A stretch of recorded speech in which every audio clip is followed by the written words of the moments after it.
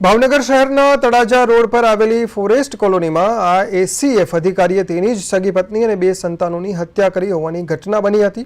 આ ઘટનાને લઈને પોલીસ દ્વારા 3 નિર્દોષ લોકોની હત્યાના આરોપી શૈલેષ ખાંભલાને ઝડપી લેવાયો હતો। પોલીસે આ ઘટનામાં ઝડપાયેલા આરોપીને કોર્ટ સમક્ષ રજૂ કરી રિમાન્ડની માંગ કરવામાં આવી, જેમાં કોર્ટ દ્વારા 7 દિવસના રિમાન્ડ મંજૂર કરાયા છે।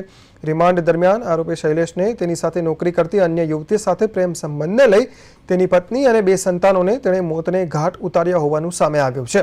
આ બનાવને લઈ રબારી સમાજમાં ભારે રોષ ફેલાયો છે, જેને પગલે રબારી સમાજના આગેવાનો મોટી સંખ્યામાં જિલ્લા પોલીસ વડા કચેરીએ પહોંચ્યા હતા। રબારી સમાજના આગેવાનોએ જિલ્લા પોલીસ વડાને રજૂઆત કરી હતી।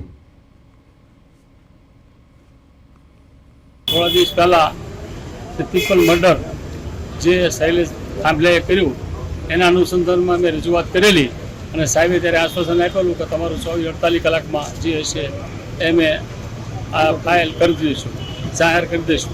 અને એણે એ કામ કર્યું।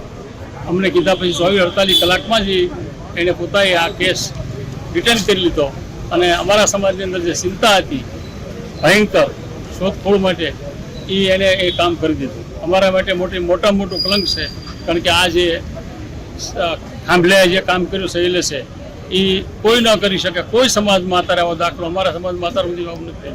એવું કામ એણે ક્રૂર હત્યાઓ કરી છે અને વધુમાં વધુ સજા થાય એ માટે બધા ભેગા થઈ અને એસપી સાહેબને રજૂઆત અને એનો આભાર માનવા માટે આવ્યા।